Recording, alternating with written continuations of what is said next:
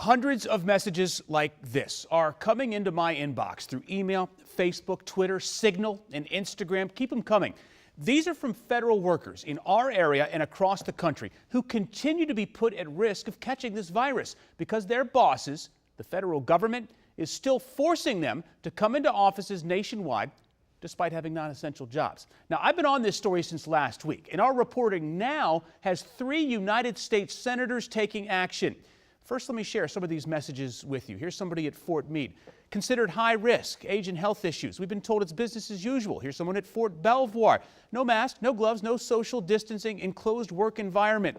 Atlanta, IRS office, still required to come into work. Management saying it is still business as usual. And then someone else. Cubicle setting, the person on the other side, not 6 feet away from me. Management is giving us no guidance.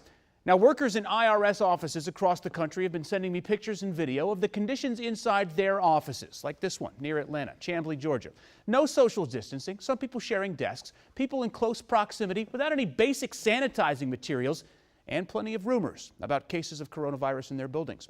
Today, emergency bipartisan legislation proposed by Democratic Maryland Senator Chris Van Hollen, Democrat Kyrsten Sinema of Arizona, and Republican James Lankford of Oklahoma to get these workers out of the office and home where it's safe. Federal agencies are now operating under a patchwork of different rules, different understandings of what they should or should not do. And that's why it's important that the Congress pass the bipartisan bill. Our legislation also requires that the administration take action to move employees to teleworking if it's not currently available to them. All right, so this that they're talking about is a single issue bill. It's not connected to this relief package that they're trying to get through the Senate. So these 3 senators have proposed it. Now, I also spoke with Northern Virginia Congressman Jerry Connolly late last week. He's taking the lead on similar legislation in the House. You know, though, who hasn't said a word about this whole thing? The White House. No answers so far in those daily briefings about government workers or contractors. In fact, I've got 2 sources at the White House who say their jobs are non-essential, non-mission critical, right? Yet they're right there at work because the mandate from above is business as usual. Bruce?